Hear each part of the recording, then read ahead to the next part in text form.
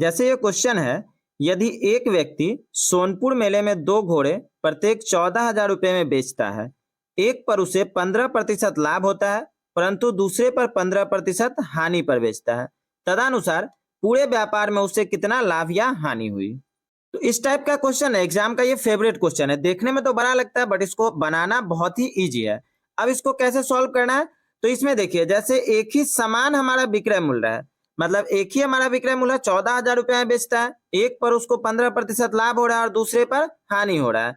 मतलब अगर विक्रय मूल्य समान हो, एक कंडीशन में लाभ हो और दूसरे कंडीशन में हानि हो, तो उस सिचुएशन में हमेशा हानि होती है, ये ध्यान रखिएगा। अगर विक्रय मूल्य समान हो, एक पे लाभ हो और दूसरे पे हानि हो, तो उस कंडीशन में हमेशा हानि होती है। अब ये हानि निकालना कैसे है, तो यहाँ पे क्या कर रहा है, 15% लाभ है और 15% हानि है, तो हमसे पूछ रहा है कितना लाभ या हानि हुआ, तो बस हमको 15 का 15% निकाल लेना है।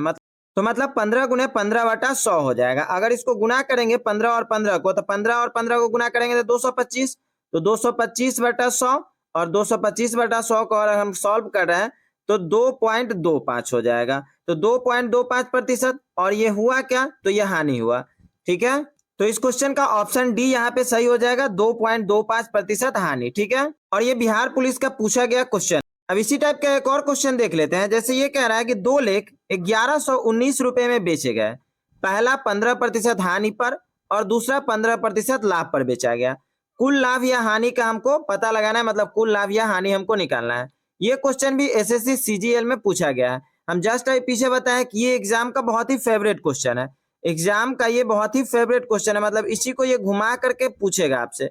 बस क्यों पूछेगा, क्योंकि ये देखने में तो बड़ा लग रहा है लेकिन बनाना एकदम इजी है। कैसे, तो अब यहाँ पे विक्रय मूल्य तो समान है 1119 रुपया, एक पर इसको हानि हो रहा है और दूसरे पे लाभ हो रहा है। मतलब इसमें अगर लाभ हो और हानि हो तो 100% क्या होगा, तो हानि होगा। और ये हानि निकालने के लिए हमको क्या करना है, तो 15% की बात कर रहा है, तो बस 15 का 15% निकाल लेना है हमको। ठीक है, 15 का 15%। अगर इसको सॉल्व करेंगे तो क्या हो जाएगा, 15 गुने 15/100, और इसको भी अगर आगे सॉल्व करेंगे तो 2.25%, और ये 2.25% क्या होगा भाई, तो हानि होगा। तो ऑप्शन बी यहाँ पे सही हो जाएगा, 2.25% हानि। नेक्स्ट क्वेश्चन कह रहा है कि यदि 9 विद्यार्थियों का औसत 25 है तथा 5 विद्यार्थियों का औसत 81 है, तो 14 विद्यार्थियों का हमको औसत बताना है। 9 विद्यार्थी का औसत कितना है, 25 है, तो कुल अगर हमको निकालना होगा, अगर हमको इसका कुल निकालना होगा अंक, तो कुल अंक क्या होगा, तो 9 गो का 25 है औसत, तो कुल अंक क्या हो जाएगा, 9 गुने 25 हमको करना होगा। तो 9 गुने 25, अगर 9 को हम 25 से गुना कर रहे हैं तो क्या हो जाएगा, तो 225 हो जाएगा। ठीक है, इसी तरह से फिर कह रहा है कि 5 विद्यार्थी का औसत 81 है, 5 विद्यार्थी का औसत अंक कितना है, तो 81 है। तो इसका भी अगर हम कुल निकालेंगे तो कुल निकालने के लिए गुना करना होगा, तो 5 गुने 81, और 5 को 81 से गुना करेंगे कितना हो जाएगा, तो 405 हो जाएगा। अब इसका टोटल अंक कितना हो रहा है, क्योंकि टोटल विद्यार्थी तो यहाँ पे 14 है और हमसे इसी 14 का ना पूछ रहा है औसत, तो टोटल विद्यार्थी 14 हुआ, तो टोटल हमको अंक भी तो चाहिए। तो 225 और 405 को हम जोड़ेंगे तो कितना हो जाएगा, 630 हो जाएगा। और हमारे पास विद्यार्थी कुल कितने हैं, 14 है, तो 630 बट्टा अगर हम 14 कर रहे हैं, 630 बट्टा अगर हम 14 कर रहे हैं, तो हमारे पास कितना आ जाएगा, 45 आ जाएगा। तो यही औसत अंक जो हो गया, ये 14 विद्यार्थी का औसत अंक कितना हुआ, 45। और ये 45 किस ऑप्शन में दिया है, तो डी ऑप्शन में दिया है। और ये क्वेश्चन भी एसएससी एमटीएस में पूछा गया है। तो हम लोग इस वीडियो में वैसे ही क्वेश्चन को कवर करने वाले हैं जो एग्जाम के लिए वायरल क्वेश्चन है, मतलब जिस टाइप का या सेम उसी क्वेश्चन को दोबारा रिपीट किया जा रहा है, उसी को हम लोग इस वीडियो में डिस्कस करने वाले हैं। नेक्स्ट क्वेश्चन कह रहा है कि राम और मोहन मिलकर एक खाई को 12 दिन में खोद सकते हैं, जिसे राम अकेला 30 दिनों में खोद सकता है, तो मोहन अकेला कितने दिन में इसको खोद सकता है। अब देखिए, राम और मोहन दोनों मिला करके इस खाई को कितने दिन में खोद रहा है, तो 12 दिन में, और राम अकेला कितने दिन में खोद रहा है, तो 30 दिन में। तो राम और मोहन मिलकर अगर 12 दिन में कर रहा है तो एक दिन में ये कितना भाग काम करेगा, तो 1/12। और अगर राम अकेला 30 दिन में पूरा खोद रहा है तो एक दिन में कितना भाग करेगा, तो 1/30। तो हमसे पूछ रहा है कि मोहन अकेला कितने दिन में इसको खोदेगा। तो राम और मोहन अगर 12 दिन में कर रहा है और राम अकेला 30 दिन में कर रहा है, तो मोहन अकेला की बात कर रहा है, मतलब इस दोनों को हमको घटा देना है। ठीक है, तो जब इसका हम एलसीएम लेंगे तो कितना हो जाएगा, इसका एलसीएम तो 60 हो जाएगा। 12 पंचे 60 मतलब 5 और 30 दूनी 60 मतलब 2। तो 5 में से 2 गया तो 3/60। तो 3/60 का मतलब क्या हुआ, 20 तिया 60 मतलब 1/20। ठीक है, तो 1/20 भाग ये खोदेगा एक दिन में। मोहन अकेला 1/20 भाग खोदेगा एक दिन में। तो पूछ रहा है मोहन अकेला कितने दिन में इसको खोद सकता है, तो यही 20 दिन हो जाएगा। और ये 20 दिन किसमें दिया है, तो ऑप्शन सी में दिया है, तो ऑप्शन सी यहाँ पे सही हो जाएगा। अगर नहीं समझ में आए तो एक बार और देख लीजिए। कह रहा राम और मोहन मिलकर 12 दिन में खोद रहा है। तो राम और मोहन अगर 12 दिन में खोद रहा है तो एक दिन में 1/12 भाग करेगा। और राम अकेला अगर 30 दिन में खोदता है तो राम अकेला 1/30 भाग खोदेगा एक दिन में। तो दोनों को अगर हम घटा ले रहे हैं, क्योंकि मोहन अकेला का बात कर रहा है, तो दोनों में से अगर हम राम को हटा देंगे तो मोहन का निकल जाएगा। तो ये तो 1/20 आया है एक दिन का, तो मतलब ये पूरा का पूरा 20 दिन में खोद सकता है। ठीक है, नेक्स्ट क्वेश्चन है, एक पेंसिल, 2 कलम एवं 4 कॉपियों का मूल्य 24 रुपए है, जबकि 4 पेंसिल, 3 कलम तथा 1 कॉपी का मूल्य 18 रुपए है। तो हमको बताना है कि 3 पेंसिल, 3 कलम और 3 कॉपी का मूल्य क्या होगा। ठीक है, एक पेंसिल, अब मान लीजिए कि पेंसिल का हम मान लेते हैं x। ठीक है, पेंसिल का हम मान लेते हैं x, पेन मतलब कलम का मान लेते हैं y और कॉपी का मान लेते हैं z। तो यहाँ पे फर्स्ट वाले इक्वेशन में क्या कह रहा है, एक पेंसिल, पेंसिल कितना है, एक है तो x रहने देते हैं। 2 कलम है मतलब 2y हो जाएगा। फिर 4 कॉपी है मतलब 4z हो जाएगा। और इसका टोटल मूल्य कितना है, तो 24 रुपए है। फिर दूसरे वाले कंडीशन में क्या कह रहा है, 4 पेंसिल तो मतलब हो जाएगा 4x। फिर कह रहा है 3 कलम तो मतलब हो जाएगा 3y। और फिर कह रहा है 1 कॉपी मतलब सीधा हो जाएगा z। और ये कितने रुपए का है, तो 18 रुपए का है। अब इस दोनों को अगर हम जोड़ते हैं तो 4x और x कितना हो गया, तो 5x हो गया। फिर 2y और 3y कितना हो गया, तो 5y हो गया। और 4z और z कितना हो गया, तो 5z हो गया। और ये 24 और 18 को जोड़ेंगे तो कितना हो जाएगा, तो 42 हो जाएगा। ठीक है, तो अब हमारे पास कितना है, 5x plus 5y plus 5z बराबर 42 आया है। अब इसमें से अगर हम 5 कॉमन ले लेते हैं, अगर हम इसमें से 5 कॉमन ले लेते हैं तो क्या बच रहा है, x plus Y plus Z. ठीक है, बराबर कितना था, तो 42 था, 42 ही रहेगा। अब x plus Y plus Z बराबर अगर हम निकालते हैं तो कितना हो जाएगा, 42/5 हो जाएगा। ठीक है, अब इसको अगर सॉल्व हम करेंगे तो 5 अट्ठे 40, 2 42 और 5 चौका 20 मतलब 8.40 या 8.4 इसको हम मान सकते हैं। किसका निकला है, तो 1 कलम, 1 पेंसिल और 1 कॉपी का। अब हमसे क्वेश्चन में क्या कह रहा था वो हमको देखना पड़ेगा। तो क्वेश्चन में कह रहा था आपका कि 3 पेंसिल, 3 कलम और 3 कॉपी का मूल्य, मतलब हमको 3 से इसको गुना करना पड़ेगा, क्योंकि एक एक का तो निकल गया है, 3 का हमको निकालना है तो 3 से इसको गुना करना पड़ेगा।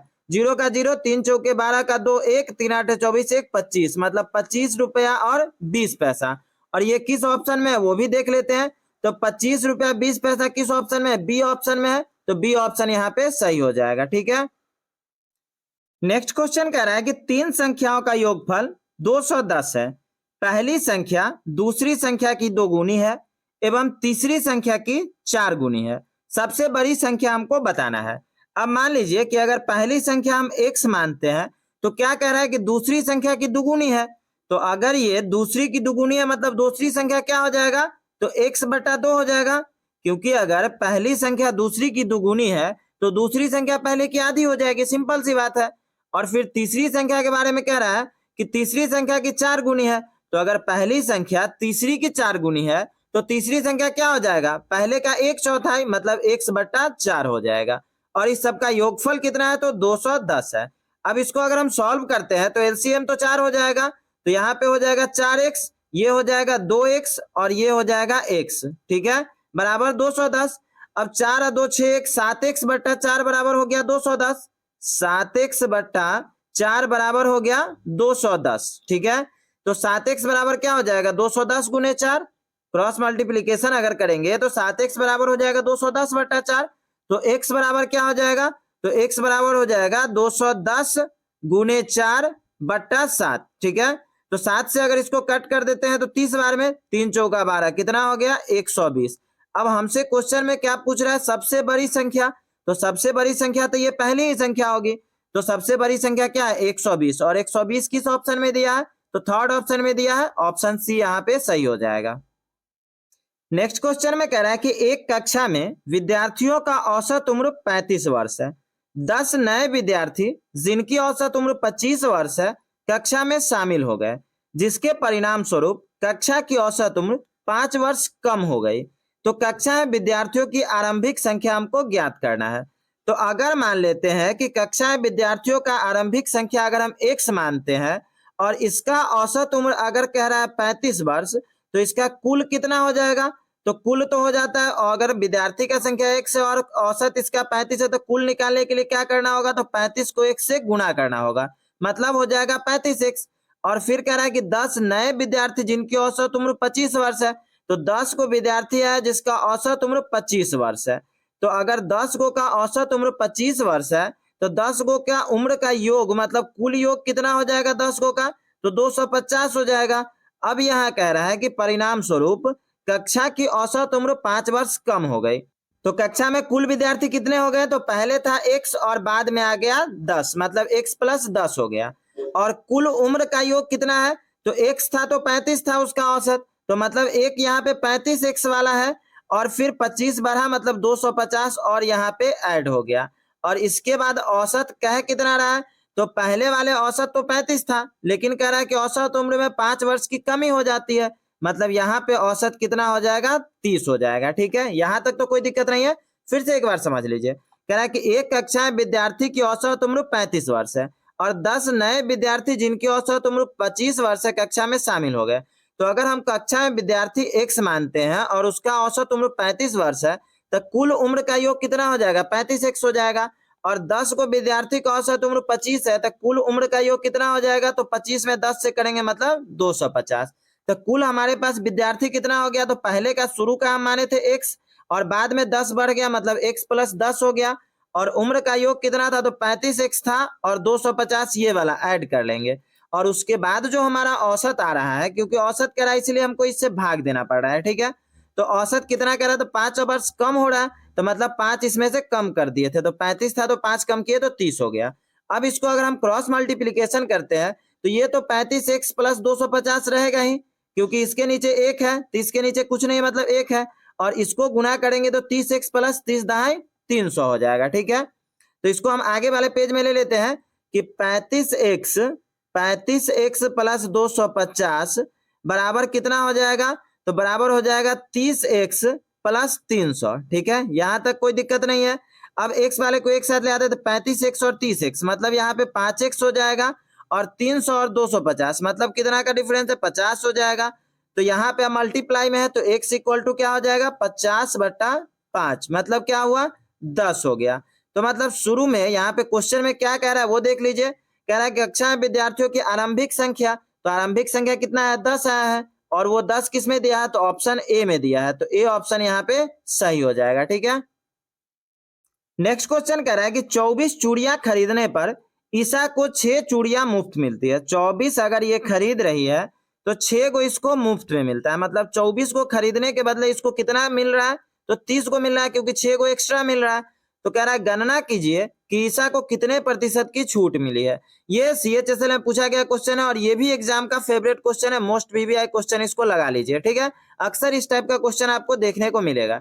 तो 30 चूड़ी तो ये मिल रहा है इसको, लेकिन 30 चूड़ी जो खरीदा रहा है तो इसमें 24 को कहीं ना पैसा लग रहा है, 6 को तो फ्री में है, तो लाभ यही ना 6 को हुआ। तो 6 को तो लाभ हुआ और कितना में? तो 30 को में, क्योंकि 30 को में 6 को लाभ हुआ।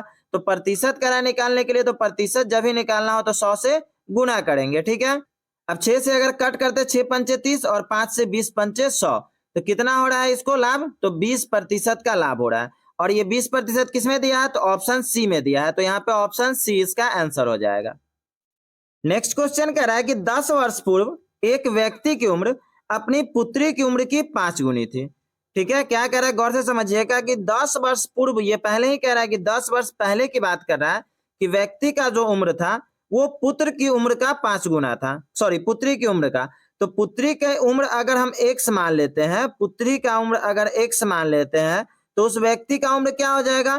तो 5 गुना कह रहा है, मतलब व्यक्ति का उम्र हो जाएगा 5x। यहां तक तो कोई दिक्कत नहीं। अब आगे कह रहा है कि 5 वर्ष बाद उस व्यक्ति की उम्र पुत्री की उम्र की 2 गुनी हो जाएगी। तो 5 वर्ष बाद की बात अगर करेंगे तो दोनों में 5-5 जुट जाएगा। तो लेकिन एक चीज और ध्यान रखिएगा कि 10 वर्ष पहले का बात है, तो अगर 10 वर्ष पहले उस व्यक्ति का उम्र 5x था, तो 10 वर्ष के बाद तो ये 10 ऐड यहाँ पकड़ा होगा और 5 वर्ष और एक्स्ट्रा कर रहा है, मतलब ये 10 ऐड करने के बाद ये तो वर्तमान हुआ। ठीक है, पुत्री का ये उम्र जो x माने है ये 10 वर्ष पहले का था और व्यक्ति जो 5x हम माने हैं ये भी 10 वर्ष पहले का था। तो अगर हम वर्तमान की बात करेंगे तो 10 तो ऐड करना होगा पिता में भी और पुत्री में भी। ठीक है, और फिर क्या कह रहा है 5 वर्ष बाद जो है तो इसमें फिर 5-5 दोनों में ऐड करना होगा। क्लियर है, यहां तक समझ में आ रहा है। तो ये कह रहा है कि पुत्री की उम्र का 2 गुना हो जाता है। ठीक है, मतलब 5x प्लस 15 बराबर कितना हो गया 2 इंटू एक्स प्लस 15। एक बार और इसको समझिए, कह रहा है कि 10 वर्ष पूर्व एक व्यक्ति की उम्र पुत्री की उम्र की 5 गुनी थी। तो 10 वर्ष पहले अगर हम पुत्री का x माने हैं और व्यक्ति का मान लिया 5 गुना हो गया मतलब 5x, तो 10 वर्ष पहले ना x था और 5x था, तो वर्तमान की जैसे ही बात करेंगे तो 10 तो इसमें ऐड हो जाएगा। अब तो समझ में आ रहा है, तो दोनों में ना 10 ऐड होगा, 10-10 तो दोनों में ऐड होगा। और फिर आगे जो बात कर रहा है वो तो 5 वर्ष बाद की बात कर रहा है, तो वो वाला भी तो 5 वर्ष यहाँ पे ऐड करना होगा। और ये कह रहा है कि दुगुना हो जाता है, मतलब 2 से फिर यहाँ पे गुना करना है, इसलिए यहाँ पे हो गया 5x प्लस 15 और ये हो गया 2 इंटू एक्स प्लस 15। अब इसको अगर हम आगे सॉल्व करते हैं तो ये तो 5x प्लस 15 रह जाएगा और ये 2x प्लस कितना हो जाएगा 30 हो जाएगा। ठीक है, तो 5x प्लस 15 बराबर कितना हो जा रहा है 2x प्लस 30 हो जा रहा है। यहां तक कोई दिक्कत नहीं है। अब 5 में से 2 गया मतलब 3x और यहाँ पे 30 में से 15 गया तो 15, तो x बराबर कितना हो जाएगा, तो 3 से 3 5 15 मतलब x बराबर तो 5 हो रहा है। लेकिन x बराबर जो 5 हो रहा है ये तो क्या है, ये तो वर्तमान नहीं है ना, ये तो 10 वर्ष पहले का उम्र है ना। हम तो स्टार्टिंग में 10 वर्ष पहले का ही x मान लिए थे, तो ये 10 वर्ष पहले का उम्र है।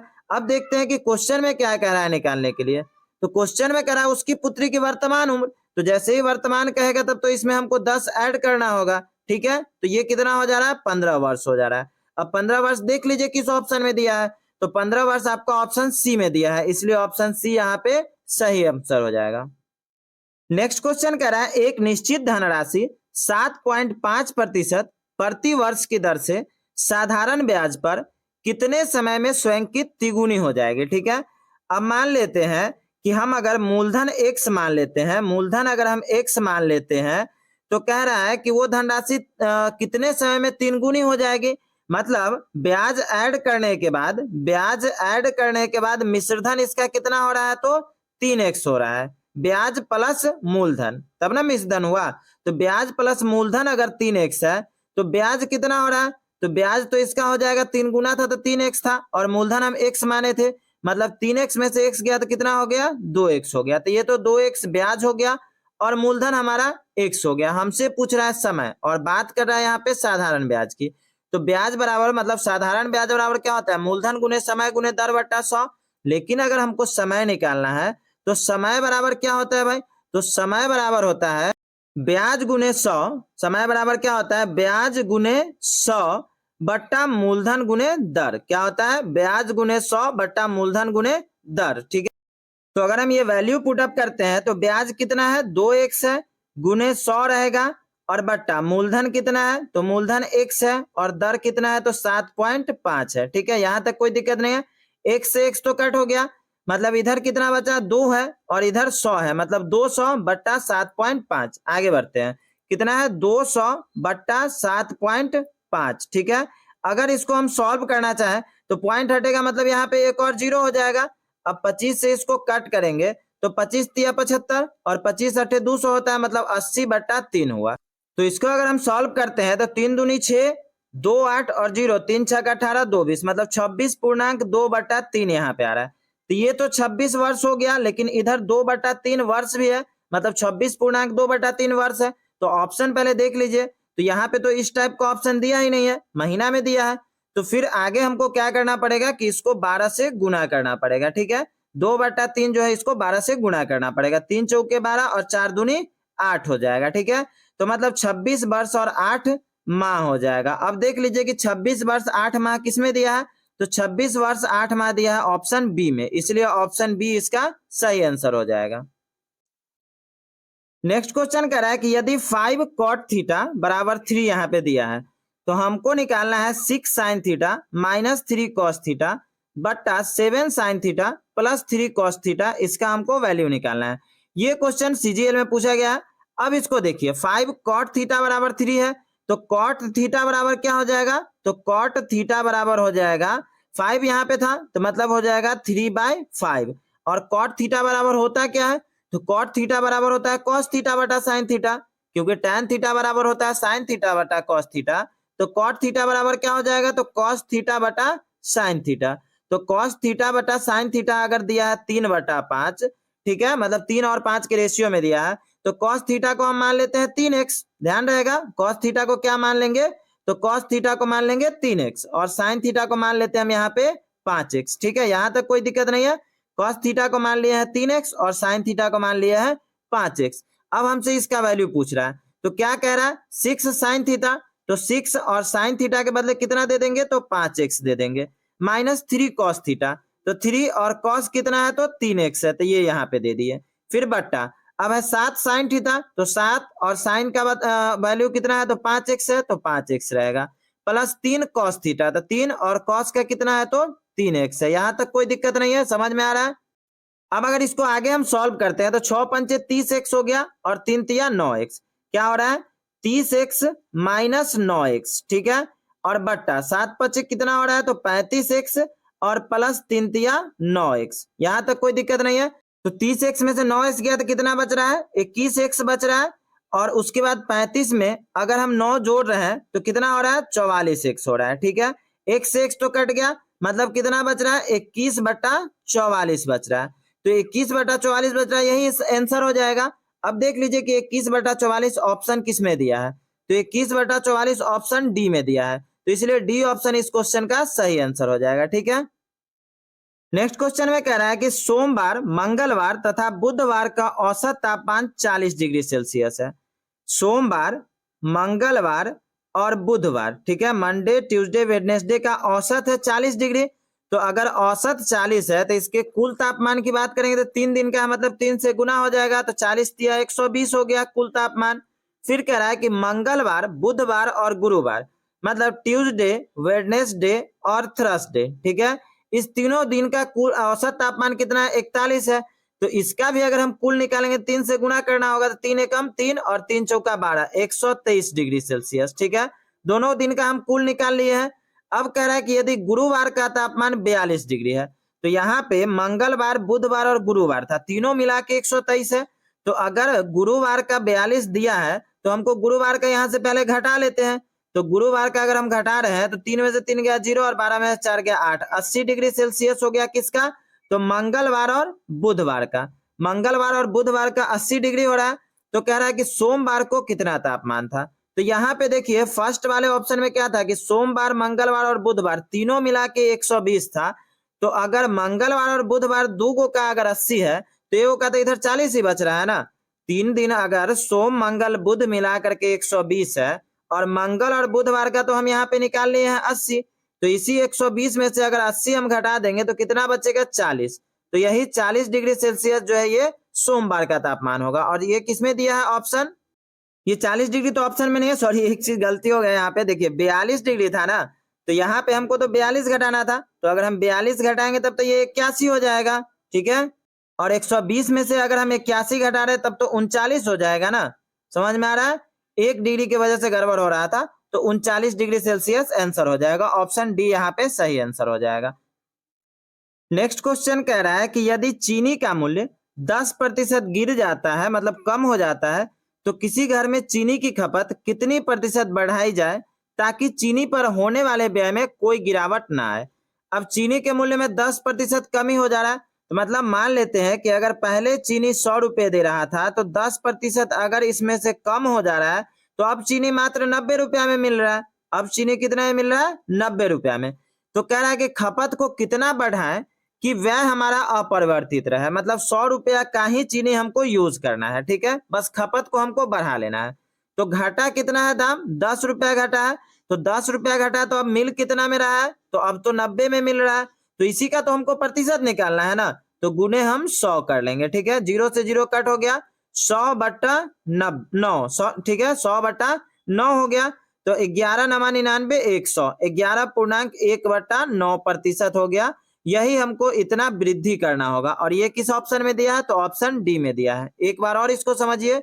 कह रहा है कि चीनी का मूल्य 10% गिर जाता है, तो अगर शुरू में 100 रुपए था, 10% कम हुआ तब तो 90 में ही मिल रहा है। तो 90 में मिल रहा है तो हमको तो 10 रुपया और एक्स्ट्रा करना है ना 90 में खर्चा किस में बढ़ाना है? 90 ही रुपया में ना, क्योंकि अब तो 90 में ही मिल रहा है। तो 90 में ना हमको 10 बढ़ा लेना है, तो इसीलिए 10/90 गुने 100 हो जाएगा। ठीक है, प्रतिशत निकालना है तो 100 से गुना करेंगे, तो 11.1/9%। क्लियर है। नेक्स्ट क्वेश्चन कह रहा है कि कोई दुकानदार प्रत्येक वस्तु पर क्रय मूल्य से 25% अधिक मूल्य अंकित करता है, उस पर 10% की छूट देता है। नियमित ग्राहक होने के कारण श्रुति को बिल पर 5% की अतिरिक्त छूट मिलती है और खरीदी गई एक वस्तु के लिए वह 2394 रुपए का भुगतान करती है। उस वस्तु का हमको क्रय मूल्य ज्ञात करना है। तो अगर मान लीजिए कि क्रय मूल्य हम अगर वस्तु का एक्स मान लेते हैं, क्रय मूल्य अगर हम एक्स मान लेते हैं, तो क्या कह रहा है कि क्रय मूल्य से 25% अधिक अंकित करता है। तो 25% अगर एक्स्ट्रा अंकित करता है तो 100 के हिसाब से हम इसको अगर ले रहे हैं तो 100 का चीज 125 में वो बेचेगा, मतलब अंकित उस पर करेगा। तो मतलब इसको पहले हमको गुणा करना होगा 125/100 से, क्योंकि 25% ज्यादा अंकित कर रहा है। फिर कह रहा है कि उस पर 10% की छूट दे रहा है। 10% की छूट दे रहा है मतलब क्या कि 100 का चीज ये 90 में बेच रहा है, मतलब 90/100 यहाँ पे हो जाएगा। ठीक है, फिर कह रहा है कि जो नियमित ग्राहक है उसको 5% का एक्स्ट्रा भी छूट दे रहा है, तो मतलब 100 का चीज फिर वो 5 रुपया कम करेगा, मतलब 95/100 में वो बेचेगा। ठीक है, 100 का चीज 95 रुपया में बेचेगा। और लास्टली बेच कितने में रहा? तो 2394 में। क्वेश्चन ये भी बहुत आपका इंपॉर्टेंट क्वेश्चन है। इस टाइप का क्वेश्चन भी एग्जाम में पूछता है। क्यों? क्योंकि देखने में तो लग रहा है कि ज्यादा टाइम लगेगा बनाने में, बट देखिए कितने इजीली इसको आप सॉल्व कर सकते हैं। तो हमको यही एक्स का वैल्यू निकालना है। ठीक है, तो जब इसको आप फर्दर सॉल्व करेंगे तो इसको जब हम क्रॉस मल्टीप्लीकेशन करते हैं तो इसके नीचे तो 2394 के नीचे कुछ नहीं, एक हो जाएगा। तो आगे इसको बढ़ाएंगे तो क्या हो जाएगा? 125 गुने 90 गुने 95। ठीक है, और ये एक्स का तो एक्स रहेगा ही, बराबर क्या था? तो 2394 था और 3 बार 100 से गुना हुआ था। ठीक है, तो गुने 100 और गुने 100। ठीक है, यहां तक कोई दिक्कत नहीं है। अब जब एक्स का वैल्यू हमको निकालना होगा तो इससे तो इसमें भाग करना पड़ेगा, तो बट्टा में हम इसके दे देते हैं 125 गुने 90 और गुने 95। ठीक है, अब जब इसको हम सॉल्व करेंगे तो सॉल्व करने के बाद 2240 रुपए आ जाएगा। ठीक है, सॉल्व करके देख लीजिएगा, 2240 रुपए आ जाएगा। और 2240 किस में दिया है? तो 2240 आपका ऑप्शन सी में दिया है। एक्स का वैल्यू 2240 जो है वो ऑप्शन सी में दिया है, इसलिए इस क्वेश्चन का आंसर ऑप्शन सी हो जाएगा। नेक्स्ट क्वेश्चन में कह रहा है कि एक विक्रेता एक वस्तु को उसके क्रय मूल्य से 16% कम मूल्य पर बेचता है। यदि वह इस वस्तु को 192.20 रुपए अधिक में बेचता है तो उसे 15% का लाभ होता है। वस्तु का हमको क्रय मूल्य बताना है। तो अगर मान लेते हैं कि 100 रुपया वस्तु का क्रय मूल्य था और 16% कम पे बेचता है, अगर यह 16% कम करता है तो कितना हो जाएगा? तो 84 रुपया बेचेगा। ठीक है, यहां तक तो कोई दिक्कत नहीं है। और अगर 15% लाभ पे बेचता है तो 15% अगर इसमें लाभ करेंगे 100 की चीज में तब तो 115 रुपया हो जाएगा। तो ये 84 और 115 में डिफरेंस कितने का है? तो यहाँ पे 16% कम किया है और यहाँ पे 15% ज्यादा किया है। ठीक है, मतलब 31% का डिफरेंस हो रहा है। 16-15 तो 31 हो जाएगा ना, तो 31% का जो ये डिफरेंस हो रहा है, तो यही 31% किसके बराबर कह रहा है? 192.20 के बराबर कह रहा है। ठीक है, ये 31% जो है वो 192.20 के बराबर है। तो जब 31% 192.20 के बराबर है तो हमको क्या 100% पे ना कोई काम करना है, तो 100% बराबर क्या हो जाएगा? तो 192.20 बट्टा 31 और गुने हमको क्या करना पड़ेगा? तो 100 करना पड़ेगा। जब इसको हम सॉल्व करेंगे ये जीरो तो दो ठो यहाँ पे आ जाएगा और ये कट हो जाएगा। इसको जब सॉल्व करेंगे 19/20 बट्टा 31, इसको जब सॉल्व करेंगे तो कितना आ जाएगा? 620 आ जाएगा। ठीक है, तो यही 620 हमारा आंसर हो जाएगा। आप देख लेते हैं किस ऑप्शन में दिया है 620, तो 620 ऑप्शन बी में दिया है, इसलिए बी ऑप्शन इस क्वेश्चन का सही आंसर हो जाएगा। ठीक है, एक बार और इसको देख लीजिए। कह रहा है कि एक विक्रेता एक वस्तु को क्रय मूल्य से 16% कम पे बेचता है। तो क्रय मूल्य अगर हम 100 रुपया मान लेते हैं, 16% कम हुआ मतलब 84 हो गया। ठीक है, यहां तक तो कोई दिक्कत नहीं है। और अगर वो 15% लाभ कमा लेता है तो 100 का चीज 115 में बेचेगा तभी लाभ होगा। ठीक है, अब एक बार ये 16% कम पे बेचता है, दोबारा 15% ज्यादा पे, मतलब अगर 31% का ये डिफरेंस कर रहा है तो वही डिफरेंस तो कह रहा है 192.20 का इसको लाभ हो रहा है। तो यही तो हमको 100% का निकालना है, इसलिए हम 100% का निकाले हैं। और जब 100% का निकाले हैं तो कितना आ गया है? 620 आ गया है। ठीक है, नेक्स्ट क्वेश्चन है कि यदि कक्षा में 32 लड़कियां हैं और लड़की और लड़कों का अनुपात 16:9 है, तो कक्षा में कितनी प्रतिशत लड़कियां हैं? ठीक है, लड़का और लड़की का अनुपात कितना कह रहा है? 16:9, मतलब 16 और 9 को अगर हम ऐड कर रहे हैं, अनुपात दे रहा है तो कोई भी फॉर्म में ले सकते हैं कि 16 दूनी 32 और 9 दूनी 18 भी ले सकते हैं। मतलब अगर लड़की 32 होगी तो लड़का 18 होगा, ऐसा भी ले सकते हैं। गुना कितना भी बार हम कर सकते हैं, इसमें कोई दिक्कत नहीं है। ठीक है, तो 16 और 9 कितना हो रहा है? तो यहाँ पे टोटल 25 हो रहा है। लेकिन टोटल जो 25 हो रहा है उसमें हमसे पूछ रहा है कि लड़की का कितना प्रतिशत है। तो ये जो 25 हो रहा है ये तो 16 लड़की में ना 25 हो रहा है टोटल, तो हमको यही लड़की का तो प्रतिशत निकालना है। तो 16/25 गुने कितना हो जाएगा? 100 हो जाएगा। 25 चौके 100, 16 चौका 64%। और ये 64% किसमें दिया है? ऑप्शन सी में दिया है। एक बार और समझिए, कह रहा है कि यदि कक्षा में 32 लड़कियां हैं, ठीक है, 32 लड़कियां हैं और लड़की और लड़कों का अनुपात 16:9 है, तो अगर मान लीजिए कि 16 हम लड़की ही मान लेते हैं और लड़का 9 मान लेते हैं, तो टोटल तो यहाँ पे 25 हो रहा है। ठीक है, तो 25 जो हो रहा है उसमें लड़की कितना है? तो 16 है, और इसी 16 का हमको प्रतिशत निकालना है, तो इसीलिए 100 से हमको गुना करना है। क्लियर है? यहाँ तक कोई दिक्कत नहीं होगा। तो इस टाइप का क्वेश्चन आपको बस देखने में लगेगा कि इसको बनाने में टाइम ज्यादा लगने वाला है, बट इसका एक ट्रिक होता है, उस ट्रिक से आप कभी भी सॉल्व करेंगे ना, 3 से 4 सेकंड में इस तरह का क्वेश्चन आसानी से सॉल्व हो जाता है। नेक्स्ट क्वेश्चन कह रहा है कि एक बंदर गोलाकार खंभे जो कि 21 मीटर ऊंचा है पर 1 मिनट में 6 मीटर चढ़ सकता है, लेकिन अगले 1 मिनट में 3 मीटर फिसल जाता है। तो बंदर को खंभे की चोटी पर पहुंचने में कितना समय लगेगा? ये भी आपका एग्जाम के पॉइंट ऑफ व्यू से बहुत ही इंपॉर्टेंट क्वेश्चन है। ठीक है, कह रहा है कि 1 मिनट में 6 मीटर चढ़ जाता है, टोटल तो ऊंचाई है 21 मीटर, तो मतलब 21 मीटर इसको चढ़ना है। 1 मिनट में मतलब पहले मिनट में अगर वो चढ़ रहा है तो 6 मीटर वो चढ़ रहा है, लेकिन दूसरे मिनट में वो क्या कर रहा है कि 3 मीटर फिसल रहा है, मतलब 6 था और 3 कम हो गया, मतलब दूसरे मिनट में वो 3 ही मीटर रहेगा ना, दूसरे मिनट में तो 3 ही मीटर रहेगा। तो फिर इसी तरह से अगर चौथे मिनट का बात करें तो इसमें भी 3 और 3 6 मीटर हो जाएगा। कैसे होगा भाई? तो तीसरे मिनट का अगर हम बात करेंगे तो इसमें तो 9 हो जाएगा। क्यों हो जाएगा? तो क्योंकि 1 मिनट के बाद वो 6 मीटर बढ़ जाता है, तो मतलब तीसरे मिनट में 9 हुआ, लेकिन चौथे मिनट में फिर 3 कम जाएगा, तो मतलब 6 हो गया। तो इसी तरह से छठे मिनट में क्या हो जाएगा? तो चौथे मिनट में 6 मीटर है, तो छठे मिनट में 6 और 3 कितना हो जाएगा? 9 मीटर हो जाएगा। ठीक है, फिर अगर 8वें मिनट का बात करें तो 8वें मिनट में 9 और 3 कितना हो जाएगा? तो 12 हो जाएगा। फिर अगर 10वें मिनट का बात करें, 10वें मिनट में 12 और 3 कितना हो जाएगा? 15 हो जाएगा।